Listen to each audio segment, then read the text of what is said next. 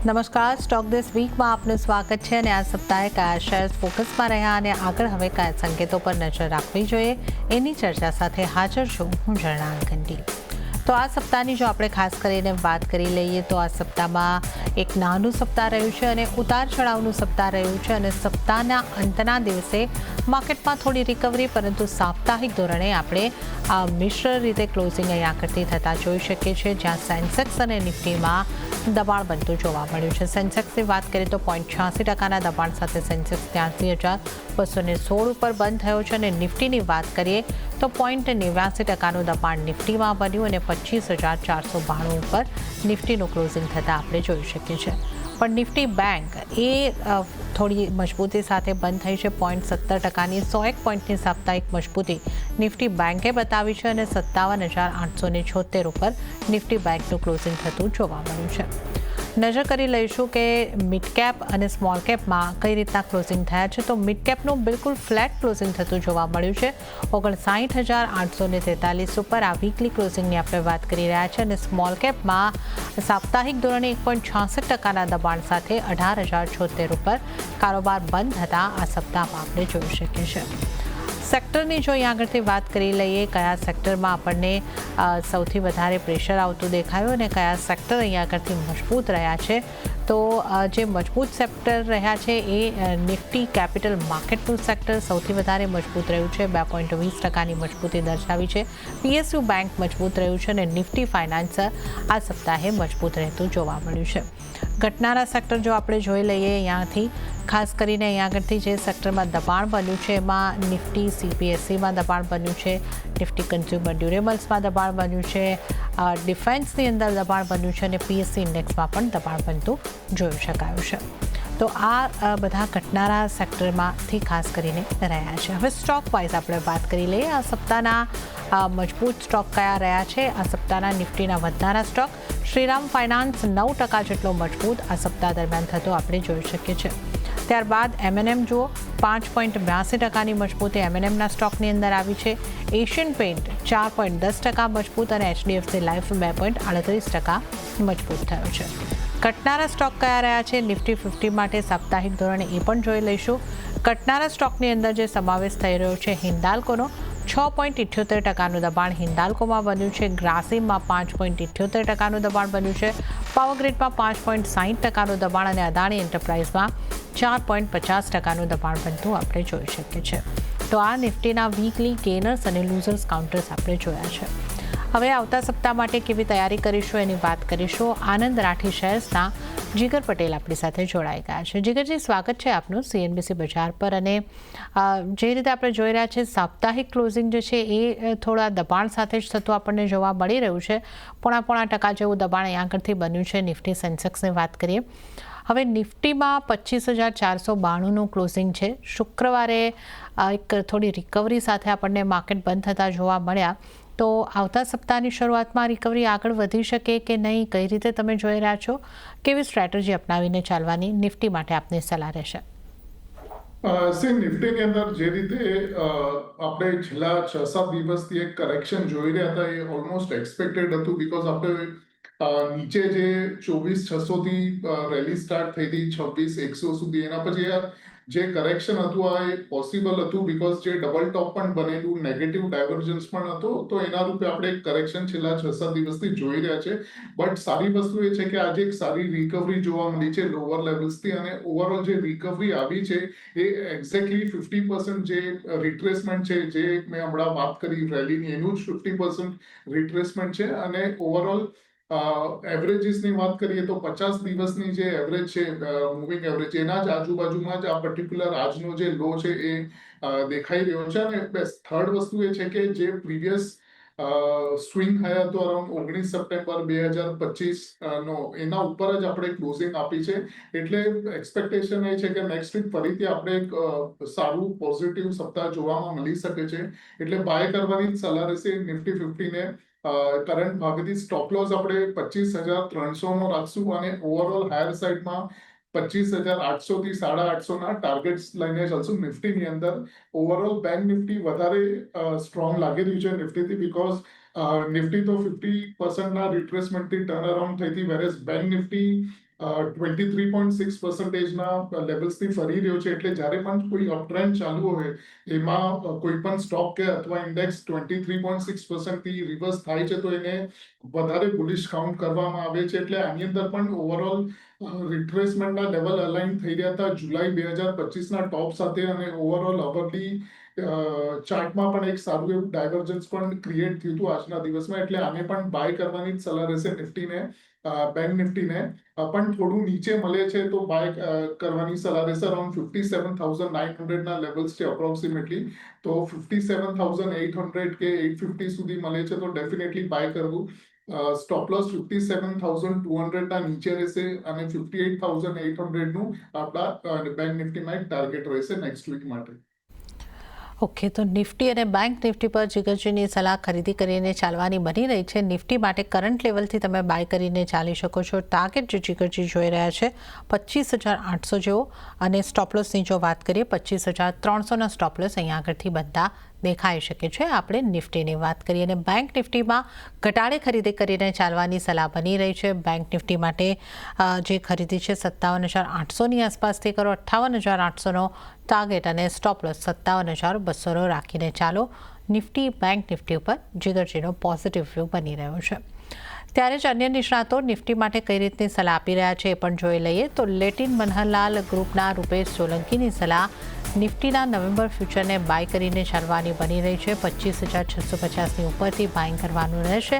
Target 25,800 અને 25,950નો તેઓ જોઈ રહ્યા છે. સ્ટોપલોસ 25,490નો રાખવાની સલાહ રૂપેશ સોલંકી તરફથી. મીરાઈ એસેટ શેરખાનના કુનાલ શાહની સ્ટ્રેટેજી પર નજર કરી. એમણે પણ નિફ્ટીને ખરીદી કરીને ચાલવાની સલાહ આપી છે. ટાર્ગેટ 25,700નો અને સ્ટોપલોસ 25,300નો રાખીને નિફ્ટીને ખરીદી કરીને ચાલવાની સલાહ કુનાલ શાહ તરફથી. તો આપણા ત્રણેય નિષ્ણાતોની સલાહ જે છે એ નિફ્ટી માટે ખાસ કરીને બાય તરફ બનતી જોવા મળી રહી છે. તો હવે આપણે સ્ટોક્સ સ્પેસિફિક વાત કરીશું અને આ ચર્ચા કરવા માટે આપણી સાથે જીગરજી જોડાયેલા છે. જીગરજી, આપણે શરૂઆત કરીએ ટોપ લૂઝર કાઉન્ટર હિન્ડાલ્કોથી. 6.78%નું દબાણ હિન્ડાલ્કોમાં અહીંયા આગળથી બનતું સાપ્તાહિક ધોરણે દેખાયું છે. ટાટા સ્ટીલમાં પણ દબાણ હતું, પણ પ્રમાણમાં ઓછું દબાણ હતું. જેએસડબલ્યુ સ્ટીલની પણ વાત કરીએ તો ત્યાં પણ 3.25% જેવું દબાણ બનતું જોવા મળ્યું છે. હિન્દાલ્કો પર આપનો કઈ રીતનો વ્યૂ, અને મેટલ્સ કાઉન્ટરમાંથી કયા ખાસ કાઉન્ટર ઉપર ફોકસ રાખવો જોઈએ?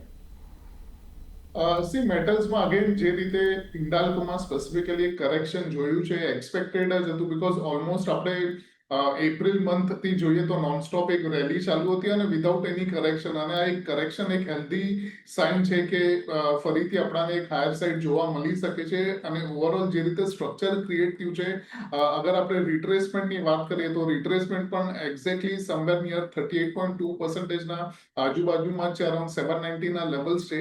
એટલે નેક્સ્ટ વીક માટે પણ આને અરાઉન્ડ આપણે 780 790ના ઝોનમાં મળે તો બાય કરવાની જ સલાહ રહેશે. અને જે ગેપ ડાઉન ઓપનિંગ થઈ હતી 4 નવેમ્બરમાં લેવલ્સ છે 830ના, તો એ પર્ટિક્યુલર ગેપ ફિલ કરવા ડેફિનેટલી આવશે.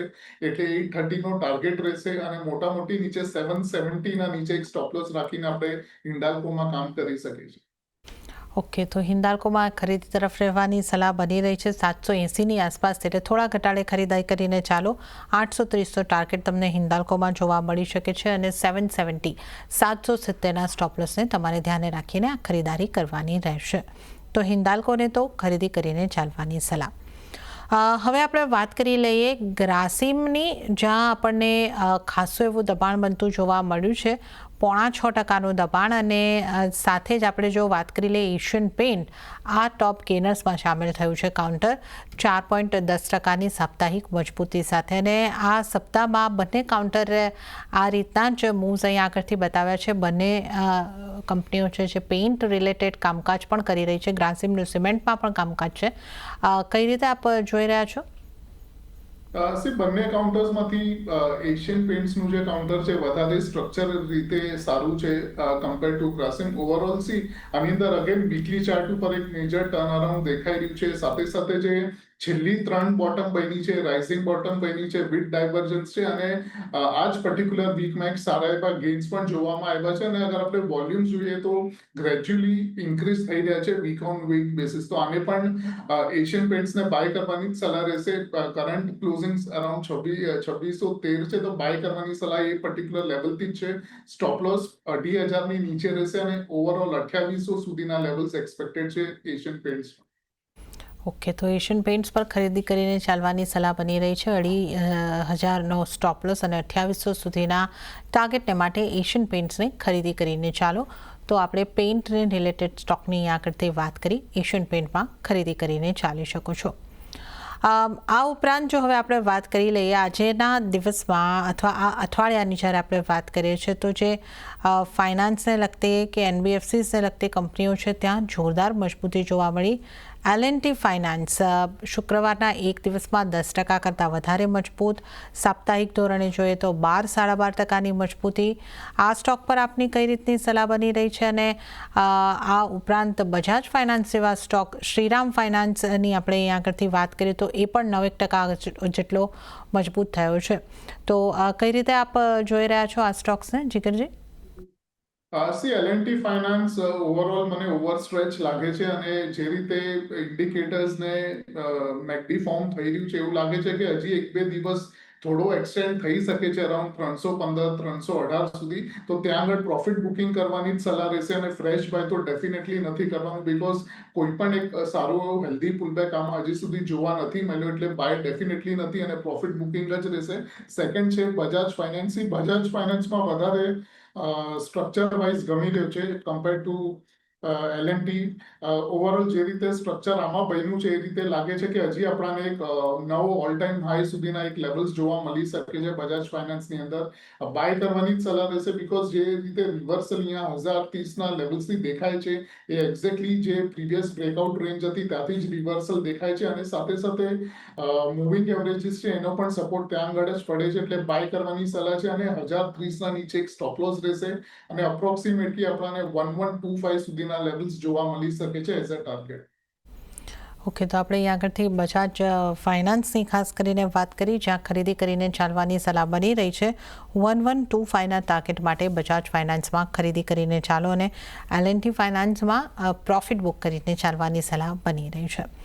હવે જીગરજી, બેંક્સની જો આપણે અહીંયા આગળથી વાત કરી લઈએ, બેંકમાં PSU બેંકમાં એક ખરીદારી સાપ્તાહિક ધોરણે દેખાય છે. SBI 2% જેવો મજબૂત રહ્યો છે. પ્રાઇવેટ બેંકની વાત કરીએ તો HDFC બેંક સાપ્તાહિક ધોરણે 0.5%નું દબાણ દર્શાવી રહ્યો હતો. ICICI બેંકમાં પણ થોડું દબાણ જ રહ્યું છે. એક્સિસ બેંક ત્યાં પણ એક 0.5%નું આસપાસનું સાપ્તાહિક દબાણ. પ્રાઇવેટ બેંક PSU બેંકમાંથી કયા કાઉન્ટર આપ ફોકસમાં રાખી રહ્યા છો?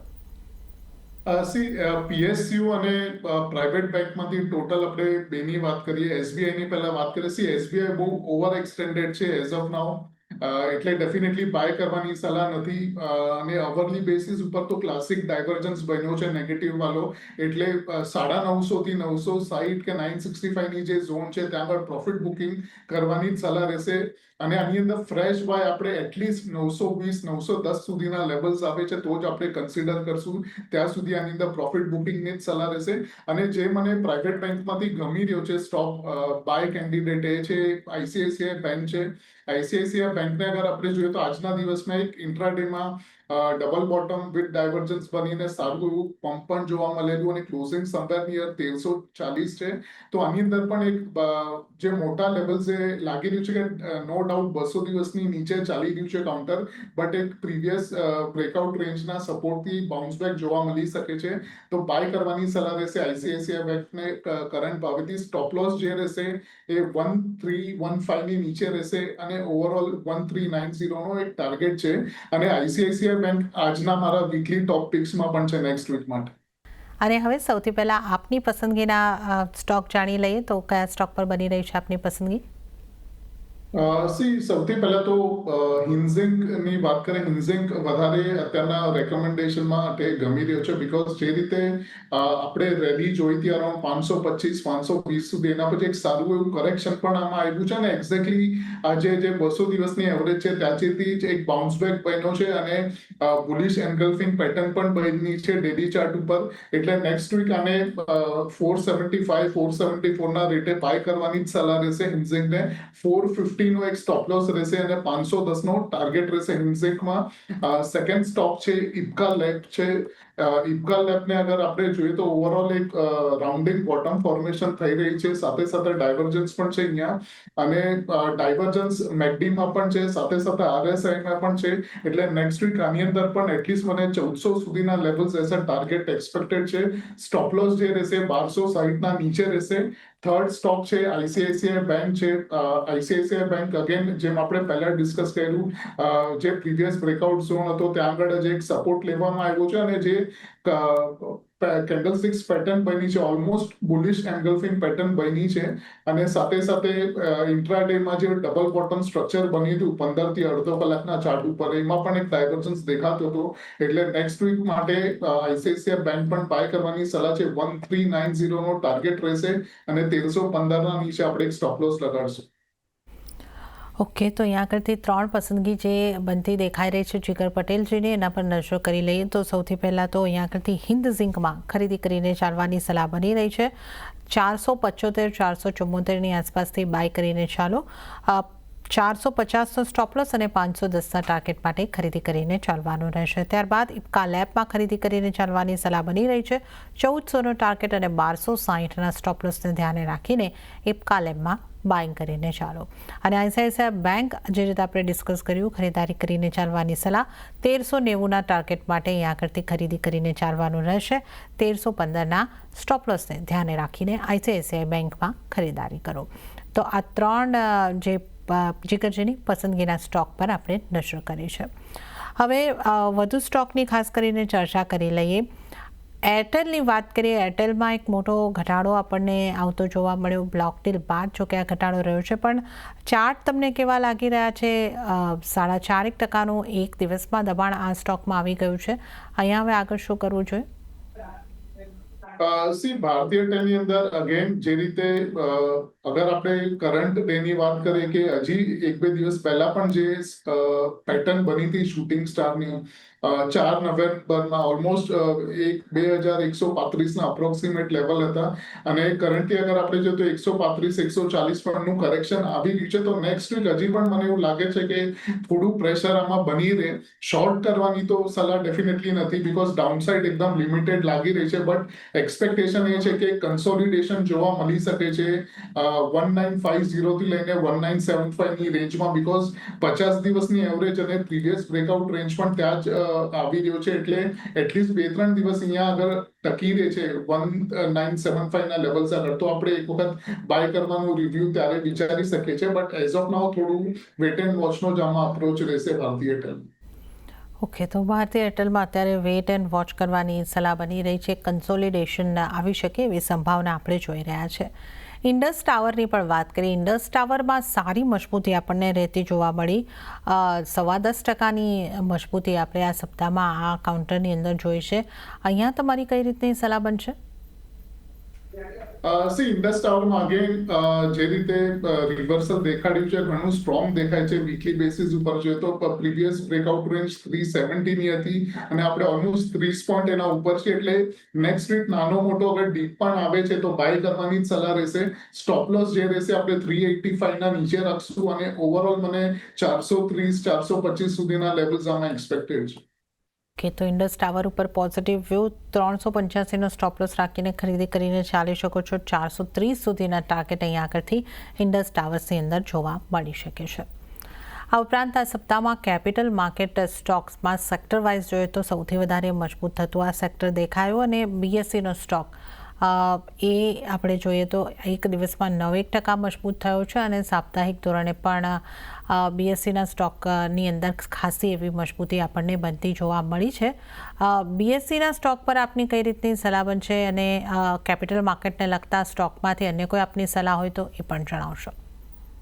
બીએસસીમાં અગર આપણે જોઈએ તો જે ફોલ આવેલો એના પછી એક સારી inverse head and shoulder pattern દેખાડી રહી છે અને આજના જ પર્ટિક્યુલર સેશનમાં સ્ટ્રોંગ વોલ્યુમ સાથે અને ઓલમોસ્ટ જે સિંગલ ડે નો 9% નો ગેન્સ જે દેખાડી રહ્યું છે એમાં અગર આપણે વોલ્યુમ જોઈએ તો વોલ્યુમ એકદમ વધારે છે અને કમ્પેર કરીએ છેલ્લા 6-7 મહિનાની અંદર તો આટલો મોટો વોલ્યુમ ક્યારે પણ આવ્યો નથી, એટલે ડેફિનેટલી જેન્યુઅન બ્રેકઆઉટ છે આ.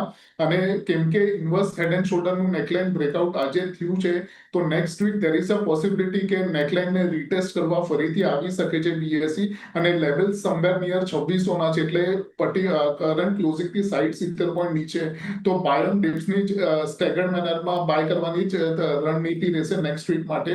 અને સ્ટોપ લોસ જે રહેશે એ અરાઉન્ડ 2500 ની નીચે રહેશે અને મોટી મને ફરીથી આની અંદર 2800 થી 2900 ના લેવલ્સ જોવામાં મળી શકે છે નેક્સ્ટ 1 થી 1.5 વીકની અંદર.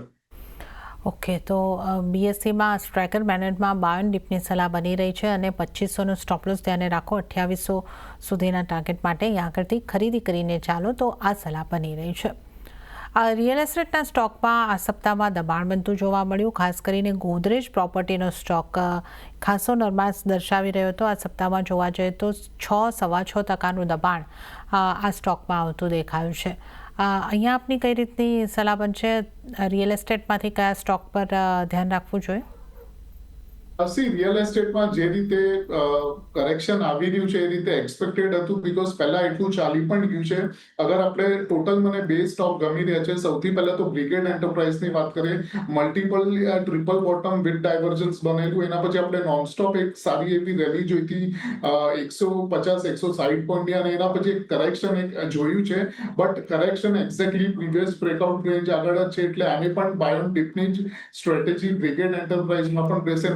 990 ની કરંટ ક્લોઝિંગ છે, 970-975 સુધી મળે તો પણ બાય કરવાની જ સલાહ રહેશે અને 950 ના નીચે એક સ્ટોપ લોસ રહેશે.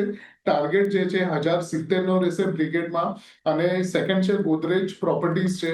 ગોદરેજ પ્રોપર્ટીઝમાં પણ એક મલ્ટિપલ બોટમ્સ પછી એક સ્ટ્રોંગ અપમૂવ આવેલો અને ઓલમોસ્ટ 50% એટલું રિટ્રેસમેન્ટ આવી પણ ગયું છે. તો બાય કરવાની જ આમાં સલાહ છે કરંટ ભાવેથી. અને જે સ્ટોપ લોસ રહેશે એ 2050 ના નીચે રહેશે અને ફરીથી જે પ્રીવિયસ સ્ટોપ હતો 2355 નો એ એઝ અ ટાર્ગેટ લઈને ચાલશે.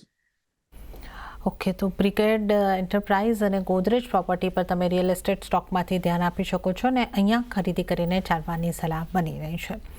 અને ત્યારે જીગરજી, સમય થઈ રહ્યો છે આપની પાસેથી રજા લેવાનો, તો આપના કોઈ ડિસ્ક્લોઝર? આપણે જેટલા પણ સ્ટોક્સ ડિસ્કસ કર્યા એમાં સ્પેસિફિકલી હિન્ઝિંગ, આઈસીઆઈસીઆઈ બેંક ને ઇપ્કા લેબ્સ અમે ઓલરેડી ક્લાયન્ટને રેકમેન્ડ કર્યા છે. એમાંના મારી કે ના કોઈ એસોસિએટની પોઝિશન્સ છે. Thank you for having me on the show. જી જીગરજી, આપનો ખૂબ આભાર અમારી સાથે શો પર જોડાવા બદલ અને તમામ સ્ટોક્સ અંગે ચર્ચા કરવા બદલ. અને આ સાથે જ સ્ટોક ધીસ વીકમાં હાલ પૂરતું આટલું જ. હાલ મને પણ આપશો રજા, પણ વધુ અપડેટ અને સમાચારો માટે આપ જોતા રહો CNBC બજાર. નમસ્કાર.